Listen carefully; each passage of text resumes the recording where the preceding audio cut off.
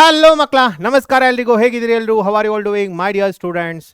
ಮಕ್ಕಳ, already board exams ಮುಗಿದಿದೆ. ಇನ್ನು ಮುಂದೆ ಏನಿದ್ರು KCET ಅಷ್ಟೇ ಜಪ ಆಗಿರುತ್ತೆ ಮಕ್ಕಳ. KCETಲಿ ಒಳ್ಳೆ ರ್ಯಾಂಕ್ ತೊಗೋಬೇಕು. ಒಳ್ಳೆ ರ್ಯಾಂಕ್ ತೊಗೊಂಡು ನಾನು ಅನ್ಕೊಂಡಿರೋ ಇಂಜಿನಿಯರಿಂಗ್ ಕಾಲೇಜಲ್ಲಿ ಸೇರ್ಕೋಬೇಕು, ನಾನು ಅನ್ಕೊಂಡಿರೋ ಇಂಜಿನಿಯರಿಂಗ್ ಸೀಟ್ ಕೂಡ ಸಿಗಬೇಕಂತ ಎಲ್ಲರೂ ಕೂಡ ಕನ್ಸ್ಕೊಂಡಿರ್ತೀರಿ. ಬಟ್ ಎಫರ್ಟ್ಸ್ ಕೂಡ ಅಷ್ಟೇ ಹಾಕೋದು ಅವಶ್ಯಕತೆ ಬರುತ್ತೆ ಮಕ್ಕಳ. ಆ್ಯಂಡ್ ನಿಮ್ಮೆಲ್ಲರಿಗೂ ಕೂಡ ಗೊತ್ತಿದೆ, ultimate KCET crash course already ಶುರುವಾಗಿದೆ. ಸೊ ಅದು ಪಾಡಿಗೆ ಅದು ನಡೀತಾ ಇರುತ್ತೆ. ಅದು ಬಿಟ್ಟು ನಮ್ಮ ಮಕ್ಕಳಿಗೆ ಸ್ಪೆಷಲ್ ಪ್ರಾಕ್ಟೀಸ್ ಆಗಬೇಕನ್ನೋ ಕಾರಣಕ್ಕೆ ಈ ಸೂಪರ್ 30 ಸೀರೀಸ್ನ ತರ್ತಾ ಇದ್ದೀನಿ. ಸೊ ಈ ಸೂಪರ್ 30 ಸೀರೀಸ್ ಉಪಯೋಗ ಏನಾಗುತ್ತೆ ಅಂತಂದರೆ, ಎಸ್ಪೆಷಲಿ ಮಕ್ಕಳಿಗೆ ರಿಯಲ್ ಟೈಮ್ ಎಕ್ಸ್ಪೀರಿಯನ್ಸ್ ಅನ್ನೋದೇ ಗೊತ್ತಿರೋದಿಲ್ಲ. ಅಂದರೆ ಸಬ್ಜೆಕ್ಟ್ ಕಲಿಯೋದ್ರ ಜೊತೆಗೆ ನನಗೆ ಎಕ್ಸಾಮ್ ಅಟೆಂಡ್ ಮಾಡಬೇಕಾದ್ರೆ ಯಾವ ರೀತಿ ಒಂದು ಮೈಂಡ್ ಸೆಟ್ ಇರಬೇಕು, ಸೊ ಯಾವ ರೀತಿ ನಾನು ಎಕ್ಸಾಮ್ ಅಟೆಂಡ್ ಮಾಡಬೇಕು ಅನ್ನೋದೇ ಮುಖ್ಯ ಆಗಿದೆ. ಯಾಕಂದರೆ ಮಕ್ಕಳ 70 ಮಿನಿಟ್ಸ್ ಎಕ್ಸಾಮ್ ಇರುತ್ತೆ. 70 ಮಿನಿಟ್ಸ್ ಎಕ್ಸಾಮಲ್ಲಿ ನೀವು 60 ಕ್ವಶನ್ಸ್ನ ಅಟೆಂಡ್ ಮಾಡಬೇಕು, ಹೌದಲ್ಲ?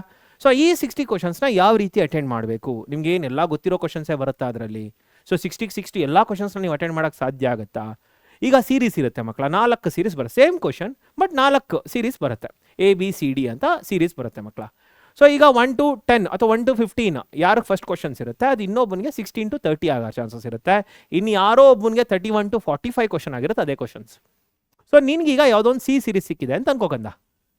ಸೊ ನಿನಗೆ ಮೈಟ್ ಬಿ ಫಸ್ಟ್ 20 ಕ್ವಶನ್ಸ್ ನಿನಗೆ ಗೊತ್ತೇ ಇರೋದಿಲ್ಲ. ನಿನಗೆ 21 ಕೆಲವು ಕ್ವಶನ್ಸ್ಗಳು ಗೊತ್ತಿರುತ್ತೆ, ಅಥವಾ 21 60 ತನಕ ಎಲ್ಲ ಕ್ವಶನ್ಸ್ ಕೂಡ ಗೊತ್ತಿರುತ್ತೆ. ಬಟ್ ನೀನೇನಾದರೂ ಫಸ್ಟ್ 20 ಕ್ವಶನ್ಸ್ ಮೇಲೆ ಏನಾದರೂ ಜಾಸ್ತಿ ಟೈಮ್ ಸ್ಪೆಂಡ್ ಮಾಡಿಬಿಟ್ಟೆ ಅಂತಂದರೆ ನೀನು ಗೊತ್ತಿರೋ ಕ್ವಶನ್ಸ್ನ ಕೂಡ ಅಟೆಂಡ್ ಮಾಡೋದಕ್ಕೆ ಸಾಧ್ಯ ಆಗೋದಿಲ್ಲ. ಸೊ ಇದು ನಿನಗೆ ಮೇಜರಾಗಿ ಗೊತ್ತಾಗಬೇಕಾಗಿರೋದು. ಅಂದರೆ ನಿನಗೆ ಯಾವ ಕ್ವಶನ್ಸ್ನ ಗೊತ್ತಿಲ್ಲ, ಈ ಕ್ವಶನ್ ನೋಡಿದ ತಕ್ಷಣ ನೀನು ಜಡ್ಜ್ ಮಾಡಬೇಕು ವೆದರ್ ಈ ಕ್ವಶನ್ನ ನೀನು ಸಾಲ್ವ್ ಮಾಡೋಕ್ಕೆ ಸಾಧ್ಯನಾ ಇಲ್ವಾ ಅಂತೇಳಿ. ಸೊ ನಿನಗೆ ಸಾಧ್ಯ ಆದರೆ ನೀನು ಸಾಲ್ವ್ ಮಾಡೋಕ್ಕೆ ಶುರು ಮಾಡಬೇಕು. ಮಧ್ಯದಲ್ಲಿ ಸ್ಟ್ರಕ್ ಆಯಿತಾ, ಜಾಸ್ತಿ ಟೈಮ್ ಇರೋದಿಲ್ಲ ಕಂದ, ಸ್ಟ್ರಕ್ ಆದರೆ ಮತ್ತೆ ಅದ್ರ ಮೇಲೆ ಯೋಚನೆ ಮಾಡ್ತಾ ಕೂರೋದಕ್ಕೆ ಸಾಧ್ಯ ಇಲ್ಲ. You need to move on to the next question. So ಈ ರೀತಿ ಎಲ್ಲ 60 ಕ್ವಶನ್ಸ್ಗಳನ್ನ ಸಾಲ್ವ್ ಮಾಡಲೇಬೇಕು ನೀನು. ಪರ್ಫೆಕ್ಟಾಗಿ ಬಂದಿದ್ರೆ ಆನ್ಸರ್ ಅದಕ್ಕೆ ಟಿಕ್ ಮಾಡು, ಮುಂದೆ ಕ್ವಶನ್ಗೆ ಹೋಗ್ತಾ ಇರು. ಸೊ ಏನಾದರೂ 60 ಕ್ವಶನ್ಸ್ಗಳನ್ನ ಸಾಲ್ವ್ ಮುಗಿಸಿದ್ಮೇಲೆ ಟೈಮ್ ಇದ್ದರೆ, 60 ಕ್ವಶನ್ಸ್ನ ಸಾಲ್ವ್ ಮಾಡಿದ್ಮೇಲೆ ನೀನು ಟೈಮ್ ಇದ್ದರೆ ಮತ್ತೆ ಎಲ್ಲಿ ಸ್ಟ್ರಕ್ ಆಗಿತ್ತು ನೋಡು, ಆ ಕ್ವಶನ್ಸ್ಗಳನ್ನ ಸಾಲ್ವ್ ಮಾಡೋಕ್ಕೆ ಬಿಗಿನಿಂಗಿಂದ ಶುರು ಮಾಡಬೇಕು. ಸೊ ಗೊತ್ತಿಲ್ಲದೆ ಇರೋ ಕ್ವಶನ್ಸ್ಗಳನ್ನ ಹೆಂಗಿದ್ರು ನೆಗೆಟಿವ್ ಮಾರ್ಕಿಂಗ್ ಇಲ್ಲ. ಸೊ ಯಾಕೆ ತಲೆ ಕೆಡ್ಸ್ಕೊಳ್ತೀಯಾ? ಚಾನ್ಸ್ ತಗೋ, ಟಿಕ್ ಮಾಡಿ ಬಾ. ಅರ್ಥ ಆಗ್ತಿದ್ಯಾ? ಸೊ ಇದು ನಿನಗೆ ಟೆಸ್ಟ್ ಸೀರೀಸ್ಗಳನ್ನ ತೊಗೊಂಡ್ರೆ ಗೊತ್ತಾಗುತ್ತೆ. ನಿಮ್ಗೆ ಹೆಂಗಿದ್ರು ಗೊತ್ತಿದೆ ಮಕ್ಕಳ, ಗರುಡ ಟೆಸ್ಟ್ ಸೀರೀಸ್ ಇದೆ ಆಲ್ರೆಡಿ. ಸೊ ಅದನ್ನು ಕೆಲವು ಮಕ್ಕಳು ತೊಗೊಂಡಿದ್ರಿ, go and explore that also. Okay, so ಅದೆಲ್ಲ ನಿಮಗೆ PW ಆ್ಯಪಲ್ಲಿ ಸಿಗ್ತಾ ಹೋಗುತ್ತೆ. ಬಟ್ ಯೂಟ್ಯೂಬಲ್ಲಿ ಅಂತ ಬಂದಾಗ, ಸೊ ಇದೇ ಮಕ್ಕಳು ನಮ್ಮ ಅಲ್ಟಿಮೇಟ್ KCET ಕ್ರ್ಯಾಶ್ ಕೋರ್ಸ್ ಮಕ್ಕಳಾಗ್ಬೋದು, ಇಲ್ಲ ಯೂಟ್ಯೂಬಲ್ಲಿ ಕೆಲವರು ಇಲ್ಲ ಸರ್ ನಮಗೆ ಅಫೋರ್ಡ್ ಮಾಡೋದಕ್ಕಾಗಲ್ಲ ನನಗೆ ಆ ಕ್ಲಾಸಸ್ಗಳನ್ನ, ಸೊ ನಮಗೂ ಸ್ವಲ್ಪ ಹೇಳ್ಕೊಡಿ ಅಂತಂದರೆ ಖಂಡಿತ ಮಕ್ಕಳ PW ಇರೋದೇ ಆ ಕೆಲಸಕ್ಕೆ. ಸೊ ನಾವು ನಿಮಗೆ ಬರೀ ಪೇಡ್ ವಾಯ್ಸಸ್ನ ಮಾತ್ರ ಮಾಡೋದಿಲ್ಲ ಮಕ್ಕಳ. ನೀವು ನೋಡಿರ್ಬೋದು ಬೋರ್ಡ್ ಬೂಸ್ಟರ್ಸ್ ಕೂಡ ನಮ್ದು ಇದ್ರೂ ಕೂಡ ಯೂಟ್ಯೂಬಲ್ಲಿ ಮಕ್ಕಳ ಬೋರ್ಡ್ ಬೂಸ್ಟರ್ ಅಷ್ಟೇ ಕಂಟೆಂಟ್ ಕೊಟ್ಟಿದ್ದೀವಿ. ಹೌದು, KCET ಕೂಡ ಅದೇ ಕೆಲಸ ಮಾಡ್ಕೊಂಬರ್ತಿದ್ದೀವಿ ಮಕ್ಕಳ. ಸೊ ನೀವು ನಮ್ಮ ಚಾನಲ್ ಹೋಗಿ ನೋಡ್ಬೋದು, PW KCET ಚಾನಲಲ್ಲಿ ತುಂಬ ಫ್ರೀ ಕಂಟೆಂಟ್ಸ್ ಇದೆ ಮಕ್ಕಳ. ನೀವು ಅದನ್ನು ಯೂಸ್ ಮಾಡಿಕೊಂಡೆ KCETಯಲ್ಲಿ ಒಳ್ಳೆ ರ್ಯಾಂಕ್ ತೊಗೋಬೋದು. ಫಿಸಿಕ್ಸ್ ಮತ್ತು ಮ್ಯಾಥ್ಸ್ ಎಲ್ಲ ಕಂಟೆಂಟ್ ಕೂಡ ಮಾಡಿ ಮುಗಿಸಿದ್ದೀವಿ. ಕ್ಲಾಸ್ 11th ಕೂಡ ಮಾಡಿ ಮುಗಿಸಿದ್ದೀನಿ ನಾನು. ಸೊ ಈಗ ನಿಮಗೆ ಈ ಸೂಪರ್ 30 ಸೀರೀಸ್ ತರ್ತಾ ಇದ್ದೀವಿ. ಸೊ ನಿಮ್ಗೆ ಆಲ್ರೆಡಿ ಪೇಡ್ ಬ್ಯಾಚಸಲ್ಲಿ ಓದೋರು ಪೇಡ್ ಬ್ಯಾಚಸ್ ಓದಿ, ಯಾರು ಮಕ್ಕಳ ಆಗಲ್ಲ, ಅಫೋರ್ಡ್ ಮಾಡೋಕ್ಕಾಗಲ್ಲ, ಅವರು ಯೂಟ್ಯೂಬಲ್ಲಿ ಕೂಡ ಓದ್ಕೊಂಡು ಒಳ್ಳೆ ರ್ಯಾಂಕ್ ತೊಗೊಳ್ಳಿ. ಯಾರ್ಯಾರು ಎಸ್ಪೆಷಲಿ JEE ಮೇನ್ಸ್ ಮತ್ತು ಅಡ್ವಾನ್ಸ್ ಎಕ್ಸಾಮ್ಸ್ ಬರೆದು ಸೊ ಅಲ್ಲಿ ಕ್ವಾಲಿಫೈ ಆಗ್ತಿಲ್ಲ ಅಂತ ಅನ್ನಿಸ್ಬೋದು, ಇಲ್ಲಾಂದರೆ KCET ಅಟೆಂಪ್ಟ್ ಕೊಡ್ಬೋದು, ನಾನೊಂದು ಅಟೆಂಪ್ಟ್ ಕೊಡ್ತೀನಿ ಅಂತ ಹೇಳೋರಿಗೆ ಇದು ಖಂಡಿತ ಒಳ್ಳೆ ಪ್ರಾಕ್ಟೀಸ್ ಆಗುತ್ತೆ.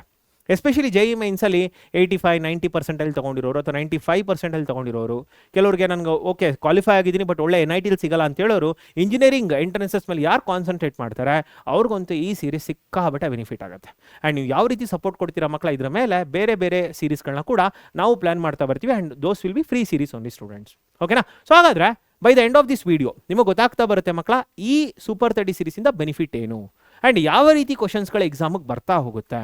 ಸೊ ಇದ್ರ ಬಗ್ಗೆ ಎಲ್ಲನೂ ಗೊತ್ತಾಗ್ತಾ ಹೋಗುತ್ತೆ. ಸೊ ಅದ್ರ ಬಗ್ಗೆ ತಿಳಿಸ್ತಾ ಹೋಗ್ತೀನಿ. ಒಂದು 10-15 ಮಿನಿಟ್ಸ್ ಮಕ್ಕಳ ಕೂತ್ಕೊಳ್ಳಿ, ತಾಳ್ಮೆಯಿಂದ ನೋಡಿ, ಕ್ಲಾರಿಟಿ ಸಿಗುತ್ತೆ. ಆ ಥರ ಮಾಡೋದಕ್ಕೆ ಹೋಗ್ಬೇಡಿ, ಓಕೆನಾ? ಆ್ಯಂಡ್ ಮರಿಬೇಡಿ ಮಕ್ಕಳ, ಕಮೆಂಟ್ ಸೆಕ್ಷನಲ್ಲಿ ನಿಮ್ಗೆ ಏನೇ ಅನ್ಸಿದ್ರು ಕೂಡ ಅದನ್ನು ಕಮೆಂಟ್ ಮಾಡ್ತಾ ಹೋಗಿ.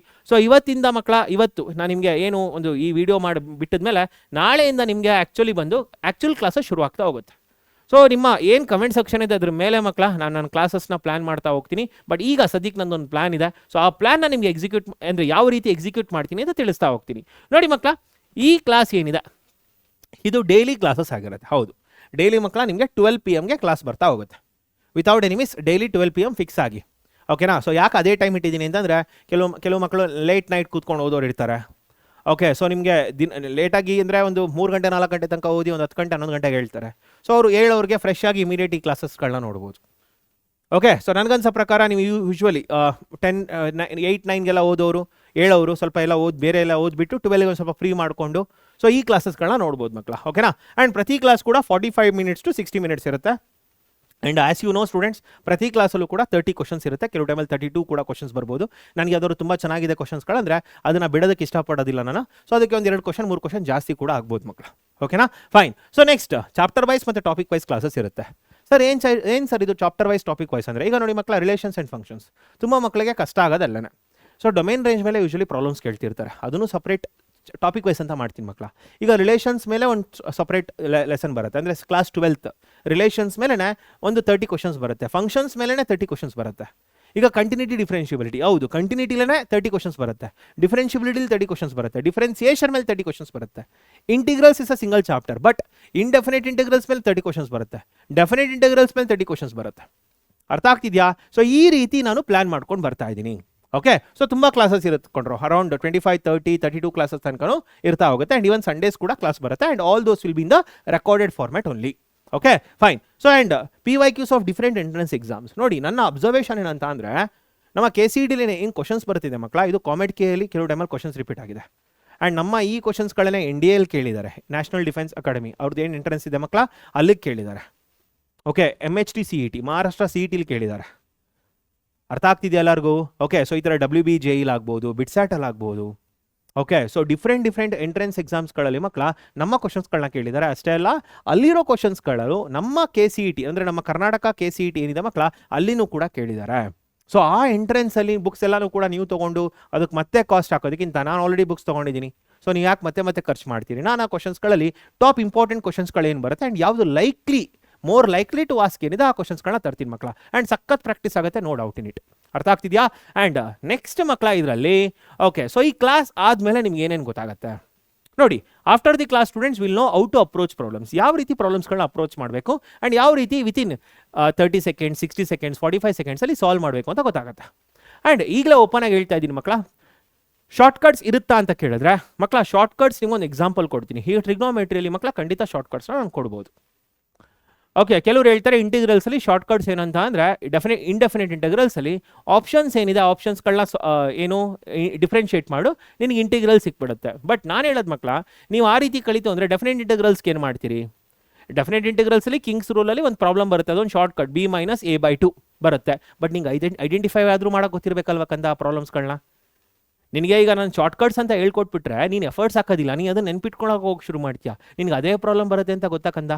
ಕಿಂಗ್ಸ್ ರೂಲ್ ಒಂದು ಕಾನ್ಸೆಪ್ಟ್, ಅದೇ ಪ್ರಾಬ್ಲಮ್ ಬರುತ್ತೆ ಅಂತ ನಿನ್ಗೆ ಏನಾದ್ರು ಗ್ಯಾರಂಟಿ ಇದೆಯಾ?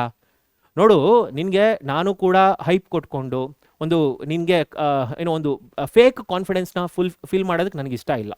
I am not such type of a teacher. So ನಿನಗೇನಂದರೆ ಒಂದು ಕಾನ್ಸೆಪ್ಟ್ ಹೇಳ್ಕೊಟ್ರೆ ಕಾನ್ಸೆಪ್ಟಿಂದ ನೀನೇ ಸಾಲ್ವ್ ಮಾಡೋದು ನನ್ನ ಕೆಲಸ. That is why I am here. ಓಕೆ, ಸೊ ಅದೇ ಕಾರಣಕ್ಕೆ ನಿನಗೆ ಕಾನ್ಸೆಪ್ಟ್ ಹೇಳ್ಕೊಡ್ತೀನಿ ಕಂದ. ಸೊ ಕಾನ್ಸೆಪ್ಟಿಂದ ನೀನೇ ಗೊತ್ತಾಗುತ್ತೆ, ನಿನಗೇನೆ ಯಾವ ರೀತಿ ಸ್ಟೆಪ್ಸ್ಗಳನ್ನ ಸ್ಕಿಪ್ ಮಾಡಬೇಕಂತ ಗೊತ್ತಾಗುತ್ತೆ. ಅಂದರೆ ಮೈಂಡಲ್ಲಿ ಕ್ಯಾಲ್ಕುಲೇಷನ್ಸ್ ಮಾಡೋದು ಗೊತ್ತಾಗ್ತಾ ಬರುತ್ತೆ. ಆ್ಯಂಡ್ ನೆನ್ಪಿಟ್ಕೋ, ಎಲ್ಲ ಕಂಪ್ಲೀಟ್ ನಾನು 60 ಕ್ವಶನ್ಸಲ್ಲಿ ಒಂದು 40-45 ಕ್ವಶನ್ಸ್ಗೆ ಶಾರ್ಟ್ಕಟ್ ಕಲಿತೀನಿ, ಅದೆಲ್ಲ ಸುಳ್ಳು ಕಂದ. 5ರಿಂದ 6 ಕ್ವಶನ್ ಮ್ಯಾಕ್ಸಿಮಮ್ 7ರಿಂದ 8 ಕ್ವಶನ್ಗೆ ನಾನು ಹಿಂಗೆ ಶಾರ್ಟ್ಕಟ್ ಕೊಡ್ಬೋದು ಅಷ್ಟೇ. ಓಕೆ, ಸೊ ಈಗ ನಿನಗೆ ಸ್ಟ್ಯಾಟಿಸ್ಟಿಕ್ಸಲ್ಲಿ ಆ ರೀತಿ ಇದೆ, ಸ್ಟ್ಯಾಂಡರ್ಡ್ ಡಿವಿಯೇಷನ್ಸಲ್ಲಿ ಆ ರೀತಿ ಪ್ರಾಬ್ಲಮ್ಸ್ ಇದೆ. ಅದಿರೋದೇ ಕಾನ್ಸೆಪ್ಟ್. ಕಾನ್ಸೆಪ್ಟನ್ನ ನಾನು ಏನು ಶಾರ್ಟ್ಕಟ್ ಅಂತ ಹೇಳೋಕ್ಕೆ ಸಾಧ್ಯನಾ? ಅಥವಾ ಯಾವುದೋ ಒಂದು ಫಾರ್ಮುಲಾ ಇದೆ, ಆ ಫಾರ್ಮುಲಾನ ನಿನಗೆ ಶಾರ್ಟ್ಕಟ್ ಅಂತ ಹೇಳೋಕ್ಕೆ ಸಾಧ್ಯನಾ? ಆ ರೀತಿ ಇದ್ದರೆ ಯೂಟ್ಯೂಬಲ್ಲಿ ತುಂಬ ವೀಡಿಯೋಸ್ಗಳು ಸಿಕ್ಬಿಡುತ್ತೆ ನಿನಗೆ. ಬಟ್ ಎಲ್ಲನೂ ಕೂಡ ನೆನ್ಪಿಟ್ಕೊಳೋಕ್ಕಾಗಲ್ಲ ಕಂದ. ಓಕೆ, ಅದ್ರ ಮೇಲೆ ಮತ್ತೆ ಬೇರೆ ಪ್ರಾಬ್ಲಮ್ಸ್ಗಳನ್ನೂ ಕೂಡ ನೀನು ಮಾಡಬೇಕಾಗತ್ತೆ. ಸೊ ಅದೇ ಪ್ರಾಬ್ಲಮ್ಸ್ಗಳನ್ನ ಎಲ್ಲಿ ಅಂತ ಹುಡುಕ್ತೀಯ ನೀನು? ನೋಡು, ಹಂಗೆಲ್ಲ ಸಾಧ್ಯ ಆಗೋದಿಲ್ಲ. ಫಸ್ಟು ಕಾನ್ಸೆಪ್ಟ್ ಕಡೆ ಗಮನ ಕೊಡ್ಕಂದ ಆ್ಯಂಡ್ ಸ್ಟೆಪ್ಸ್ಗಳನ್ನ ಸ್ಕಿಪ್ ಮಾಡೋದು ಕಲಿ ಫಸ್ಟು. ಅಂದರೆ ಮೈಂಡಲ್ಲಿ ಕ್ಯಾಲ್ಕುಲೇಷನ್ ಮಾಡೋದು ಕಲಿ. ಓಕೆ, ಸೊ ನಿಂಗೊಂದು ಎಕ್ಸಾಂಪಲ್ ಕೊಡ್ತೀನಿ ನೋಡು. ಸಿಂಪಲ್ ಎಕ್ಸಾಂಪಲ್ ಕಂದ, ಸಿಂಪಲ್ ಎಕ್ಸಾಂಪಲ್. ಇದು ನೀನು ಮಾಡಿರ್ತೀಯ. ಓಕೆ, ಸೊ ನಿನಗೆ ಈ ಪ್ರಾಬ್ಲಮ್ ನೋಡು. ಈ ಪ್ರಾಬ್ಲಮ್ ಏನಿದೆ, integral of x / 1 - x² × dx ಅಂತ ಅನ್ಕೋ. ನಿನಗೆ ತುಂಬ ಸಿಂಪಲ್ ಪ್ರಾಬ್ಲಮ್ ಇದು. ನೀನೇನು ಮಾಡ್ತೀಯಾ? ನೀನೇನು ಮಾಡೋಕ್ಕೆ ಹೋಗ್ತೀಯಾ? ನೀನು ಸಬ್ಸ್ಟಿಟ್ಯೂಷನ್ ಮಾಡೋಕ್ಕೆ ಹೋಗ್ತೀಯಾ. ಸಬ್ಸ್ಟಿಟ್ಯೂಷನ್ ಯಾಕಂದರೆ ಬೋರ್ಡ್ ಎಕ್ಸಾಮ್ಸಲ್ಲಿ ಅದನ್ನು ಕಲ್ತಿದ್ಯಾ. ಬಟ್ KCET ಎಕ್ಸಾಮಲ್ಲಿ ಅದು ವರ್ಕೌಟ್ ಆಗಲ್ಲ ಕಂದ. ಸೊ ನೀನೇನು ಮಾಡಬೇಕು ಇದರಲ್ಲಿ? ಸೊ ಆ್ಯಕ್ಚುಲಿ ಇದನ್ನು ನಾನು ಕ್ಯಾಲ್ಕುಲೇಟ್ ಕೂಡ ಮಾಡೋಕ್ಕೆ ಹೋಗಬಾರ್ದು. ಸೊ ಇಲ್ಲಿ ಏನು ಮಾಡೋಕ್ಕೆ ಹೋಗಿದೆ ಕಂದ, -1/2 × log 1 - x² + c ಅಂತ ಬರೀಬೇಕು. ಹೇಗೆ ಸರ್ ಹಿಂಗೆ ಬರೋದ್ರಿ ಅಂತ ಅಂದರೆ, ಸೊ ನನಗೆ ಒಂದು ರೂಲ್ ಗೊತ್ತಿರಬೇಕಂದ. ಏನಂತ ಅಂದರೆ f' of x / f of x × dx it is nothing but log f of x + c. ಇದು ನನಗೆ ಗೊತ್ತಿರಬೇಕು. ಓಕೆ, ಸೊ ಇದರಿಂದ ಏನು ಗೊತ್ತಾಗುತ್ತೆ ನನಗೆ, ಇದನ್ನು ನನಗೆ ಮ್ಯಾನಿಪುಲೇಟ್ ಮಾಡೋದು ಗೊತ್ತಾಗುತ್ತೆ. ಸೊ ಅಂದರೆ ಕೆಳಗಡೆ ಏನಿದೆ ಡಿನಾಮಿನೇಟರ್ಲಿ 1 ಮೈನಸ್ ಎಕ್ಸ್ ಸ್ಕ್ವೇರ್ ಇದೆ, ಇದನ್ನು ಡಿಫ್ರೆನ್ಷಿಯೇಟ್ ಮಾಡಿದ್ರೆ ಏನು ಬರುತ್ತೆ ಕಂದ, -2x ಬರುತ್ತೆ. ಬಟ್ ಮೇಲ್ಗಡೆ ಇರೋದೇನು +2, ಸೊ -2 ಜೊತೆಗೆ ಬರಬೇಕು ನನಗೆ, ಹೌದಲ್ಲ ಕಂದ, -2 ಜೊತೆಗೆ ಬರಬೇಕು. ಸೊ ಇಲ್ಲಿ -2 ಮೇಲ್ಗಡೆಗೆ ಬಂತು ಅಂದರೆ ಇಲ್ಲೇನು ಬರಬೇಕು, 1/2 ಕೂಡ ಬರಬೇಕು, -1/2 ಇಲ್ಲೂ ಕೂಡ ಬರಬೇಕು. ಯಾಕಂದರೆ ಮೈನಸ್ ಇಂಟು ಮೈನಸ್ ಪ್ಲಸ್, ಇಲ್ಲಿ ಪ್ಲಸ್ ಇದೆ ಅಲ್ಲ ಕಂದ, ರೈಟ್. 2 ಮತ್ತು 2 ಕ್ಯಾನ್ಸಲ್ ಆಗುತ್ತೆ. So x divided by 1 minus x square. ಈಗ ಏನಾಯ್ತು, ಇದು ಬಂದು f' ಆಗುತ್ತೆ, ಇದು ಬಂದು f ಆಗುತ್ತೆ, ಹೌದಲ್ಲ, ರೈಟ್. ಸೊ ನಿಂಗೆ ಏನು ಆನ್ಸರ್ ಬಂತು, -1/2 into log of 1 minus x square. So ಈ ರೀತಿ ಮಾಡೋದು ನಿನಗೆ ಕಾನ್ಸೆಪ್ಟ್ ಹೊರತು ಇದು ಶಾರ್ಟ್ಕಟ್ ಅಲ್ಲ. ಇದೊಂದು ಶಾರ್ಟ್ಕಟ್ ಅಂತ ಯಾರಾದರೂ ಹೇಳ್ಕೊಟ್ರೆ I literally tell that it is not the way to tell, it is concept. Okay, so ಈ ಕಾನ್ಸೆಪ್ಟ್ಗಳನ್ನ ಕರೆಕ್ಟಾಗಿ ಕಲ್ತ್ಕೋ, ನೀನು ಆಟೋಮೆಟಿಕಲಿ ಪ್ರಾಬ್ಲಮ್ಸ್ ಮಾಡ್ತೀಯಾ. ಇದೆಲ್ಲ ಸಿಂಪಲ್, ಸೊ ತುಂಬ ಸಿಂಪಲ್ ಪ್ರಾಬ್ಲಮ್ ಕಂದ ಇದು. ಇದೆಲ್ಲೋ ಒಂದು ಕಡೆ ಈಗ tan inverse of x integration ಬಂತು, ಬಟ್ ಇಂಟಿಗ್ರೇಷನ್ ಡೈರೆಕ್ಟಾಗಿ ನೀನು ಎಲ್ಲೂ ಕೂಡ ಕಂದ integration of tan inverse of x ಅಂತ ಡೈರೆಕ್ಟಾಗಿ ಕೇಳೋದಿಲ್ಲ. Okay, they will not ask you like this, do like this ಅಂತ ಎಲ್ಲೂ ಕೇಳೋದಿಲ್ಲ. ನೀನು ಯಾವ ರೀತಿ ಪ್ರಾಬ್ಲಮ್ ಬರುತ್ತೆ ಗೊತ್ತಾ, ಸೊ ನೋಡು ಈ ರೀತಿ ಪ್ರಾಬ್ಲಮ್ ಕೇಳ್ತಾರೆ, sine inverse of 1 minus x square by 1 plus x square integrate this ಅಂತ ಕೇಳ್ಬಿಡ್ತಾರೆ. ಬಟ್ ಇದಕ್ಕೇನಿದು, what is this is nothing but, so ನಿನಗೆ ಗೊತ್ತಿರಬೇಕೇನಂತ ಅಂದರೆ ಇದಕ್ಕೆ ಆನ್ಸರ್ ಏನು, this is nothing but π/2 minus. Okay, so this is nothing but π/2 minus cos inverse of 1 minus x square by 1 plus x square. Okay, so ಇದಕ್ಕೇನು answer ಬರುತ್ತೆ, π/2. Okay, ನೋಡಿಲಿ, π/2 into D X minus ಇದಕ್ಕೇನು, what is this is nothing but 2 into tan inverse of X into D X. So ನನಗೆ ಗೊತ್ತಿದೆ ನಾನೇನು ಮಾಡ್ತೀನಿ, so ನನ್ನ concept ಕಲ್ತಿರೋದ್ರಿಂದ ಏನು ಮಾಡ್ತೀನಿ, ಈ ಸ್ಟೆಪ್ಸ್ನ ಸ್ಕಿಪ್ ಮಾಡಿ ಡೈರೆಕ್ಟಾಗಿ ಇಲ್ಲಿಂದ ಬರ್ಕೊಳ್ತೀನಿ ನಾನು. ಸೊ ಇದನ್ನೇ ನಾನು ಈ ಸೂಪರ್ 30 ಸೀರೀಸಲ್ಲಿ ಹೇಳ್ಕೊಡೋದು. ನಾನು ಫಸ್ಟ್ ಸಾಲ್ವ್ ಮಾಡಿಬಿಡ್ತೀನಿ, ಫಸ್ಟ್ ಸಾಲ್ವ್ ಮಾಡಿ ನೀನು ಯಾವ್ಯಾವ ಸ್ಟೆಪ್ಸ್ಗಳನ್ನ ಮಿಸ್ ಮಾಡಿರ್ತೀಯ ಅದನ್ನು ನಿಂಗೆ ತಿಳಿಸ್ಕೊಡ್ತೀನಿ. ಸೊ ಇದರಿಂದ ಏನು ಗೊತ್ತಾಗುತ್ತೆ, ನೀನು ಏನು ಬೇಸಿಕ್ ಕಾನ್ಸೆಪ್ಟ್ಸ್ಗಳನ್ನ ಕಲಿಬೇಕು ಅಂತ ಗೊತ್ತಾಗುತ್ತೆ, ನೀನು ಅದ್ರ ಮೇಲೆ ಕಾನ್ಸಂಟ್ರೇಟ್ ಮಾಡೋಕ್ಕೆ ಶುರು ಮಾಡ್ತೀಯ. ಯಾಕಂದರೆ ಇದಕ್ಕೆ 3 ಫಾರ್ಮುಲಾ ಇದೆ, ಇಲ್ಲಿ ಏನು ಬರ್ದಿದ್ದೀನಿ ನಾನು 3 ಫಾರ್ಮುಲಾ ಇದೆ, ಇದು ನಿನಗೆ ಗೊತ್ತಿರಬೇಕಾಗಿರೋದು.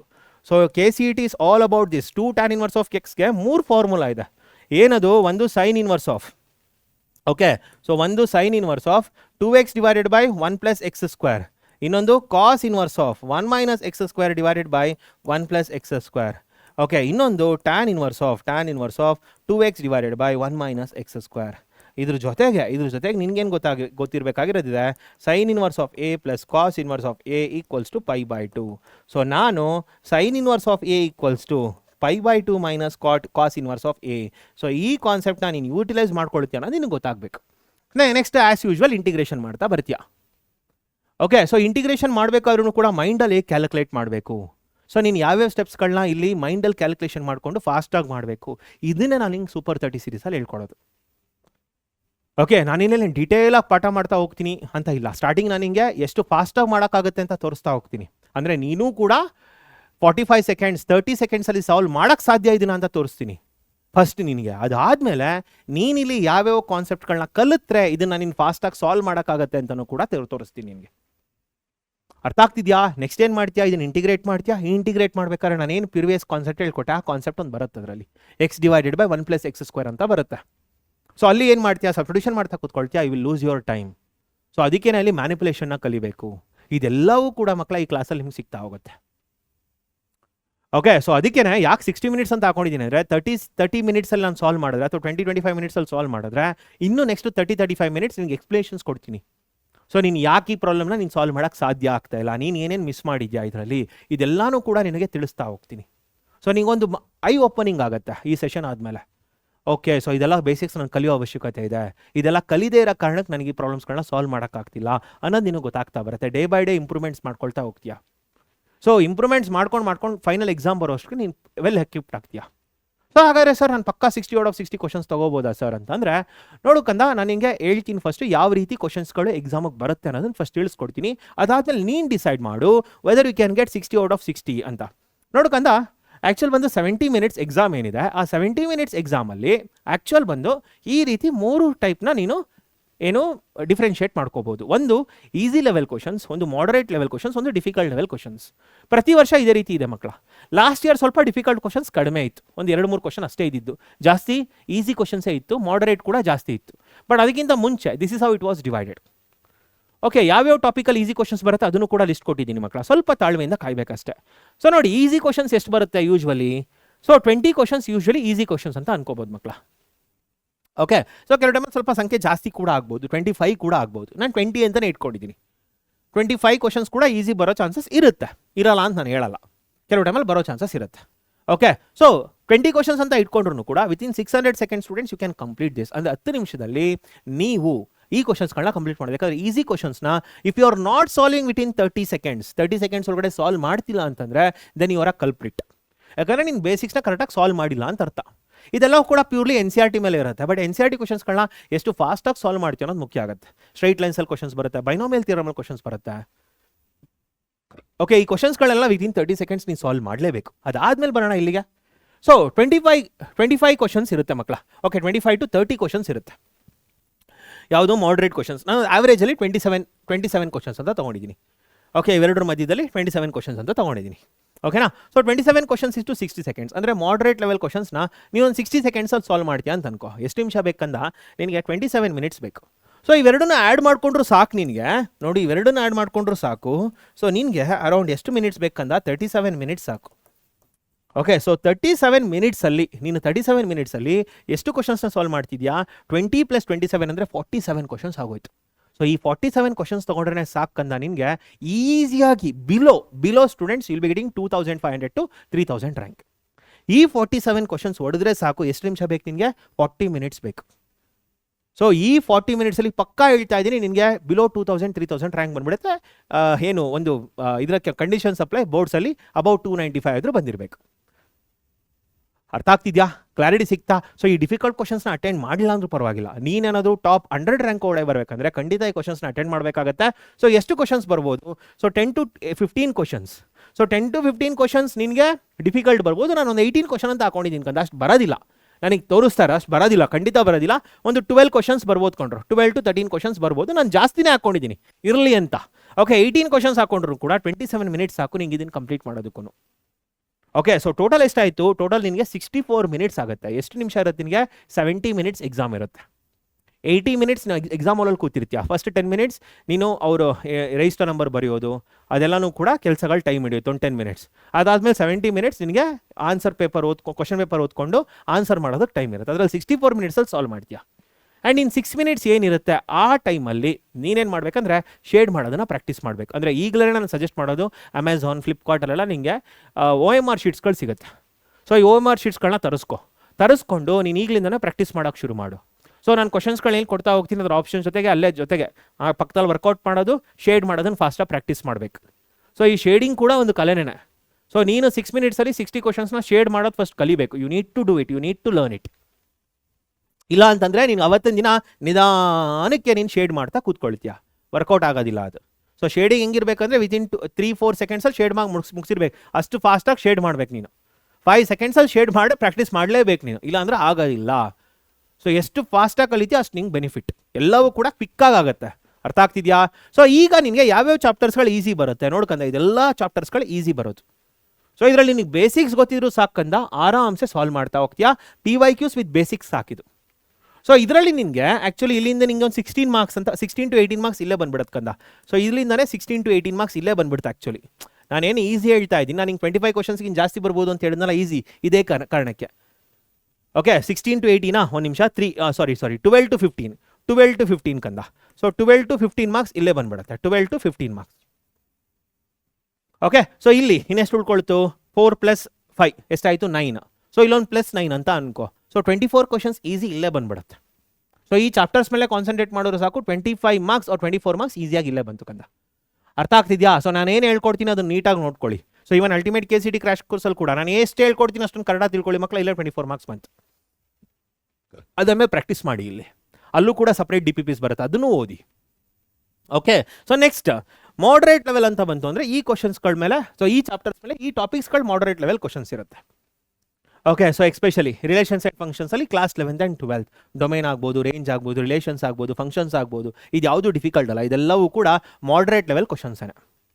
ಓಕೆ, ಸೊ ನೆಕ್ಸ್ಟ್ ಬಂದು ITF ಕೂಡ ಅಷ್ಟೇ, it's a moderate level questions. Ultimate KCET crash ಕೋರ್ಸಲ್ಲಿ ನಾನು 2 ಕ್ಲಾಸ್ ಇಟ್ಟಿದ್ದೀನಿ. ಸೊ ನೀಟಾಗಿ ಕಲಿಬೇಕು ನೀವು ಅಂತ. ಯಾಕಂದರೆ inverse trigonometry functions is used in differentiation and integration also. Actually ITF ಅಲ್ಲಿ ನಿಮಗೆ ಫಿಸಿಕಲಿ ಮಾತಾಡೋದು 2 ಕ್ವಶನ್, ವರ್ಚುವಲಿ ಮಕ್ಕಳ 4 ರಿಂದ 5 ಕ್ವಶನ್ ಬರುತ್ತೆ ನಿಮಗೆ ITF ಮೇಲೆ. ಅದನ್ನು ಡಿಫ್ರೆನ್ಸಿಯೇಷನ್ ಯೂಸ್ ಮಾಡ್ಬೋದು, ಇಂಟಿಗ್ರೇಷನ್ ಯೂಸ್ ಮಾಡ್ಬೋದು, ಡೊಮೇನ್ ರೇಂಜಿಗೆ ಯೂಸ್ ಮಾಡ್ಬೋದು. ಓಕೆ, ಅದಕ್ಕೆ ಸ್ವಲ್ಪ ಜಾಸ್ತಿ ಅದನ್ನು ಹೇಳ್ಕೊಡ್ತಾ ಇದ್ದೀನಿ ನಿಮಗೆ ಅಲ್ಟಿಮೇಟ್ KCET ಕ್ರ್ಯಾಶ್ ಕೋರ್ಸಲ್ಲಿ. ನೆಕ್ಸ್ಟ್ ಕಂಟಿನ್ಯೂಟಿ, ಡಿಫ್ರೆನ್ಷಿಯಬಿಲಿಟಿ ಮತ್ತು ಡಿಫ್ರೆನ್ಸಿಯೇಷನ್, ಇದು ಕೂಡ ಏನು ಕಷ್ಟ ಅಲ್ಲ, ಇದು ಕೂಡ ತುಂಬ ಈಸಿ ಕಾನ್ಸೆಪ್ಟ್ಸ್ಗಳನ್ನೇ ಆರಾಮ್ಸೆ ಸಾಲ್ವ್ ಮಾಡ್ಬೋದು ಈ ಪ್ರಾಬ್ಲಮ್ಸಲ್ಲಿ. ಇಲ್ಲಿ ಸ್ವಲ್ಪ ಇಂಪ್ಲಿಸಿಟ್ ಫಂಕ್ಷನ್ಸಲ್ಲಿ ಬಂದಾಗ ಸ್ವಲ್ಪ ಕಷ್ಟ ಆಗ್ಬೋದು ನಿಮಗೆ. ಅದನ್ನು ನಿಮಗೆ ಡಿಫಿಕಲ್ಟಿ ಲೆವೆಲ್ 1 ಕ್ವಶನ್ ಹಾಕ್ಕೊಳ್ಳಿ. ಇದರಲ್ಲಿ 5 ಕ್ವಶನ್ ಬಂದರೆ 5ರಿಂದ 6 ಕ್ವಶನ್ ಬಂದರೆ 1 ಕ್ವಶನ್ ಇಂಪ್ಲಿಸಿಟ್ ಫಂಕ್ಷನ್ ಸ್ವಲ್ಪ ಕಷ್ಟ ಆಗ್ಬೋದು ನಿಮ್ಗೆ ಅಷ್ಟೇ. ಅದನ್ನು ಬಿಟ್ಟರೆ ಉಳಿದಿರೋದೆಲ್ಲ ಈಸಿನೇ. Okay, so second order differentiation easy ಇರುತ್ತೆ, ಪ್ಯಾರಾಮೆಟ್ರಿಕ್ ಫಾರ್ಮ್ಸ್ ಈಸಿ ಇರುತ್ತೆ, ಅದೆಲ್ಲ ಆರಾಮ್ಸೆ ಮಾಡ್ಬೋದು ನೀವು. ನೆಕ್ಸ್ಟ್ ಬಂದು ಅಪ್ಲಿಕೇಶನ್ ಆಫ್ ಇಂಟಿಗ್ರೇಷನ್, ತುಂಬ ಈಸಿ ಮಕ್ಕಳ. ಆಲ್ಮೋಸ್ಟ್ ಪ್ರೀವಿಯರ್ ಇಯರ್ ಕ್ವಶನ್ಸ್ ಮೇಲೇ ಡಿಪೆಂಡ್ ಆಗಿನೇ ಕ್ವಶನ್ಸ್ಗಳನ್ನ ಕೇಳ್ತಾ ಬರ್ತಾರೆ. ಓಕೆ, ಸೊ ನೆಕ್ಸ್ಟ್ ಇಲ್ಲಿಗೆ ಬಾ, differential equations, order and degree, variable separable form, ಎರಡೂ ಕೂಡ easy. Okay, so next LPP, moderate level questions ಅಂತಾನೆ, ಸ್ವಲ್ಪ ಟೈಮ್ ಜಾಸ್ತಿ ಹಿಡಿಯುತ್ತೆ ಅದಕ್ಕೋಸ್ಕರ. ಸೊ ನೆಕ್ಸ್ಟ್ ಪ್ರೊಬಬಿಲಿಟಿ, ಇವೆಲ್ಲವೂ ಕೂಡ ನಿಮಗೆ ಮಾಡ್ರೇಟ್ ಲೆವೆಲ್ ಕ್ವಶನ್ಸ್ ಆಗಿರೋದು ಕಂದ. ಅರ್ಥ ಆಗ್ತಿದೆಯಾ ಎಲ್ಲರಿಗೂ? Okay fine. ಸೊ ನೆಕ್ಸ್ಟ್ ಬರೋಣ ಇಲ್ಲಿಗೆ. ಸೊ ಡಿಫಿಕಲ್ಟಿ ಲೆವೆಲ್ ಕ್ವಶನ್ಸ್ಗಳು ಯಾವ್ದು ಬರುತ್ತೆ ಇದರಲ್ಲಿ ಎಕ್ಸ್ಪೆಕ್ಟ್ ಮಾಡ್ಬೋದು ಕಂದ. ಬೇಸ್ ಥಿಯರಮ್ ಸ್ವಲ್ಪ ಕಷ್ಟ ಆಗುತ್ತೆ, ಇಂಟಿಗ್ರೇಷನ್ ಯೂಶಲಿ ಕಷ್ಟ ಅಲ್ಲ ನನ್ನ ಪ್ರಕಾರ, ಮಾಡ್ರೇಟ್ ಲೆವೆಲ್ ಕ್ವಶನ್ಸ್. ಬಟ್ ನಿಮ್ಗೆ ಆಲ್ರೆಡಿ ಮೆಂಟಲಿ ನೀವು ಫಿಕ್ಸ್ ಆಗಿಬಿಟ್ಟಿರ್ತೀರಿ, ಯಾಕಂದರೆ ಬೋರ್ಡ್ಸ್ ಲೆವೆಲ್ ಪ್ರಿಪರೇಷನ್ಸ್ ಮಾಡ್ಕೊಂಡಿರೋದಿಲ್ಲ. ಅದನ್ನು ಬಿಟ್ಟು ಕೂಡ ನೀವು ಸ್ಕೋರ್ ಮಾಡ್ಬೋದು ಅನ್ನೋ ಕಾರಣಕ್ಕೋಸ್ಕರನೇ ನಾನು ಈ ರೀತಿ ಪ್ರಿಪೇರ್ ಮಾಡಿದ್ದೀನಿ ಮಕ್ಕಳ. ಅರ್ಥ ಆಗ್ತಿದೆಯಾ? ಸೊ ಈ ಕಾನ್ಸೆಪ್ಟ್ಗಳನ್ನ ನೀವು ಪ್ರಿಪರೇಷನ್ಸ್ ಮಾಡ್ಕೊಳ್ಳೋಕೆ ಕಷ್ಟನಾ ಮಕ್ಕಳ? ಖಂಡಿತ ಮಾಡ್ಕೋಬೋದು. ಸೊ ರೈಟ್ ಪ್ಲಾನಿಂಗ್ ಮುಖ್ಯ, ರೈಟ್ ಎಫರ್ಟ್ಸ್ ಮುಖ್ಯ ಮಕ್ಕಳ. ಸೊ ಇದನ್ನು ಹಾಕಿ ಖಂಡಿತ ಹೇಳ್ತಾ ಇದ್ದೀನಿ. So follow this series students, you will get to know what basics you want and ಯಾವ ರೀತಿ ಕ್ವಶನ್ಸ್ಗಳನ್ನ ಅಪ್ರೋಚ್ ಮಾಡೋದು ಅಂತ ಗೊತ್ತಾಗುತ್ತೆ. ಆ್ಯಂಡ್ ನಿಮ್ಮ ಕಮೆಂಟ್ ಸೆಕ್ಷನಲ್ಲಿ ಮಕ್ಕಳ ನಿಮ್ದು ಏನಾದ್ರು ಸಜೆಷನ್ಸ್ ಇತ್ತು ಅಂದರೆ ಖಂಡಿತ ಮೆನ್ಷನ್ ಮಾಡ್ತಾ ಹೋಗ್ಬೋದು. ಆ್ಯಂಡ್ ನಾಳೆಯಿಂದ ಕ್ಲಾಸ್ ಶುರು ಆಗ್ತಾ ಹೋಗುತ್ತೆ. ಡೈಲಿ ನಿಮ್ಗೆ ಏನು ಅನ್ಸುತ್ತೆ ಸರ್ ಈ ರೀತಿ ಇದ್ದರೆ ಇನ್ನೂ ಚೆನ್ನಾಗಿರುತ್ತೆ ಸರ್ ಅಂತ ಅನ್ಸಿದ್ರೆ ಖಂಡಿತ ಮಕ್ಕಳ ಅದನ್ನು ಕೂಡ ಇನ್ಕಾರ್ಪೊರೇಟ್ ಮಾಡ್ಕೊಳ್ಳೋಣ. ಸೊ ಯಾವುದನ್ನು I am free to incorporate very good things, good ideas. Okay, so online classes is all about learning for us also. ಯಾಕಂದರೆ ಮಕ್ಕಳ ಜೊತೆ ಕಮ್ಯುನಿಕೇಟ್ ಮಾಡದೇ ಇರೋದ್ರಿಂದ ನಮಗೆ ನಿಮ್ಮ ಕಮೆಂಟ್ ಸೆಕ್ಷನೇ ನಮಗೆ it's I opening for us. Okay, so students ಈ ರೀತಿ ಎಕ್ಸ್ಪೆಕ್ಟ್ ಮಾಡ್ತಿದ್ದಾರೆ, ಸೊ ಇದನ್ನು ಕೂಡ ಇಡೋಣ ಅಂತ ನಮಗೊಂದು ಅನ್ಸಕ್ಕೆ ಶುರು ಆಗುತ್ತೆ. ಓಕೆನಾ? So feel free students to comment in the comment section. ಖಂಡಿತ ಮಕ್ಕಳ we shall work together for your success. ನಿಮ್ಮ ಸಕ್ಸಸ್ಗೋಸ್ಕರ ಮಕ್ಕಳ ಖಂಡಿತ ವರ್ಕ್ ಮಾಡೋಣ. ಓಕೆನಾ? ಸೊ ಐ ಹೋಪ್ ನೀವೆಲ್ಲರೂ ಕೂಡ ಈ ಸೀರೀಸ್ನ ತುಂಬ ಚೆನ್ನಾಗಿ ಯುಟಿಲೈಸೇಷನ್ ಮಾಡ್ಕೊಳ್ತೀರಿ. ಆ್ಯಂಡ್ ಇದರಿಂದ ಮಕ್ಕಳ ಈ ಸಕ್ಸಸ್ಸಿಂದ ಬೇರೆ ಸಬ್ಜೆಕ್ಟ್ಸ್ಗಳನ್ನು ಕೂಡ ಇದಕ್ಕೆ ತರೋಣ. ಓಕೆನಾ? ಸೊ ಖಂಡಿತ ಮಕ್ಕಳ until the class see you ಮಕ್ಕಳ. ಆ್ಯಂಡ್ ನಿಮ್ಮ ಕಮೆಂಟ್ಸ್ಗೋಸ್ಕರ ವೆಯ್ಟ್ ಮಾಡ್ತಿರ್ತೀನಿ. ಸೊ ಮಿಸ್ ಮಾಡಬೇಡಿ. ಸಿಗೋಣ ಮಕ್ಕಳ in the class. Bye take care, all the best, study well.